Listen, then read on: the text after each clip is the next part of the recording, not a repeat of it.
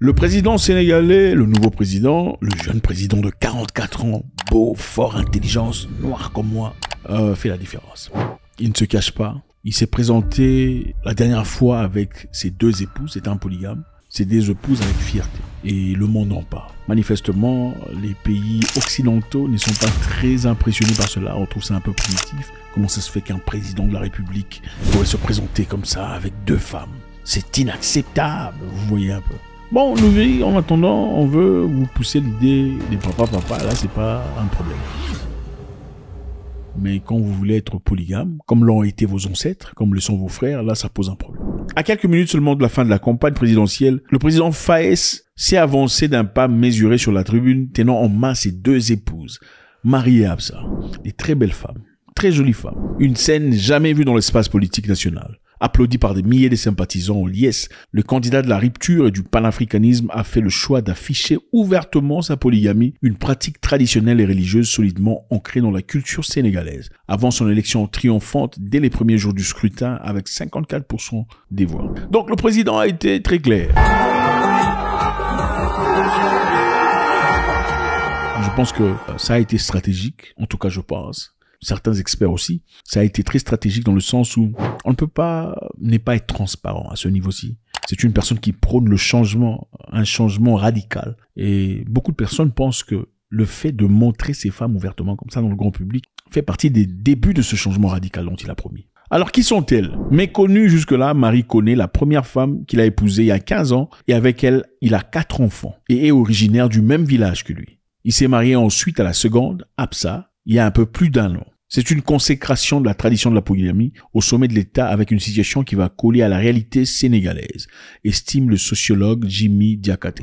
Donc, évidemment, les experts pensent que cet effort par le président de la République pourra démontrer une nouvelle chose, un nouveau comportement à partir des hommes jeunes sénégalais. Donc, au lieu de vivre sa polygamie dans la honte, dans la peur, dans l'intransparence, c'est beaucoup plus approprié et beaucoup plus clair. Ce mouvement du président de la République lui-même poussera beaucoup d'hommes à se manifester dans ce cas. Bon, je sais que l'histoire de la polygamie a toujours été un gros problème pour beaucoup de personnes qui ne comprennent peut-être pas. La polygamie n'est pas limitée au Sénégal, hein. Il y a beaucoup de pays polygames. Il y a aussi d'ailleurs l'Afrique du Sud. Parlons d'un président de la République, le président Zuma de l'Afrique du Sud. Zuma avait plusieurs femmes. Il en avait 9. 9 femmes. Bon, 9 lui aussi. Ah, mon vieux là, en tout cas. 9 femmes, le président Zuma en avait. Ok, mais malgré les 9 femmes, il se présentait seulement avec une seule, la toute première, devant le public. Le président Faye fait tout le contraire. Ok, c'est une façon forte de montrer qu'il prend et assume sa responsabilité de ses choix. Beaucoup de personnes vous diront, il faut être monogame et tout le bazar. C'est bien d'être monogame. Les polygames sont hypocrites, ils souffrent en silence. Ce n'est pas totalement vrai. En effet, ce n'est pas du tout vrai. Bien qu'il y ait peut-être certainement certaines qui souffrent en silence. Est-ce que tous les monogames sont heureux dans leur mariage? Non.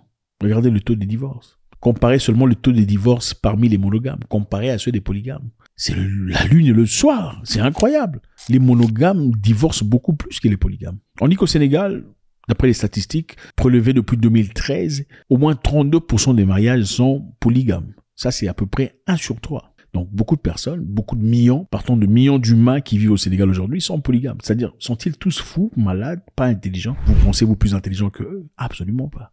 C'est une question de culture. C'est-à-dire, quand une personne a grandi dans un setup, dans des paramétrages où la polygamie était tout à fait normale, il n'en trouve aucun problème. La raison pour laquelle vous prenez le petit déj le matin, vous savez pourquoi? C'est parce qu'on vous a appris quelque part, depuis votre jeunesse, qu'il faut prendre des croissants, des omelettes, le matin pour se sentir bien. Mais qui a déterminé que ces aliments-là étaient des aliments du matin? C'est parce qu'on vous l'a appris de le bas âge. Il y a beaucoup de personnes ailleurs dans le monde qui ne prennent pas de breakfast. Ils n'en ont pas besoin. Ils mangent simplement une seule fois par jour et ils sont en très bonne santé. Et d'ailleurs, biologiquement et scientifiquement, on vous dit que jeûner le matin, c'est-à-dire ne pas manger jusqu'au soir, est la manière optimale de faire fonctionner un corps. Prendre le breakfast chaque jour, où le breakfast est la nourriture la plus importante de la journée, a été poussé par la propagande de Rockefeller. L'objectif, c'était de vous vendre des bacon.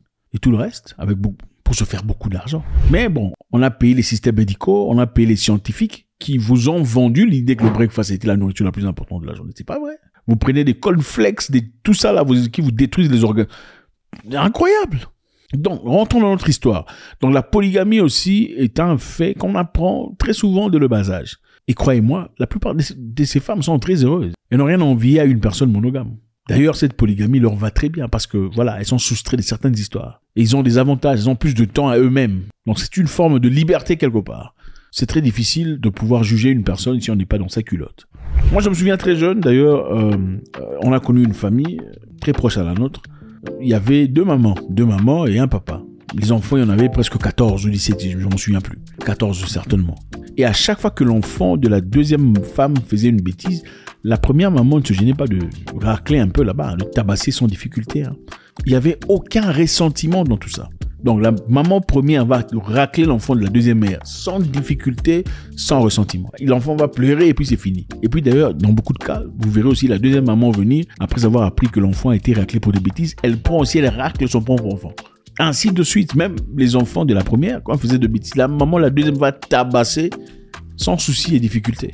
Et quand la maman, la première rentrera, elle va aussi racler pour éduquer l'enfant. Ces deux mamans que j'ai connues étaient les meilleures amies du monde. Là où on trouvait la maman première, il y avait toujours la deuxième maman à côté. Là où on trouvait la deuxième maman, il y avait toujours la première maman à côté. Très amies, incroyable. Je me souviens, ils sont partis dans une église à l'époque. On leur a demandé de se séparer. On a dit au papa, pour rentrer dans le royaume des cieux, d'après eux, il faudrait se séparer d'une maman.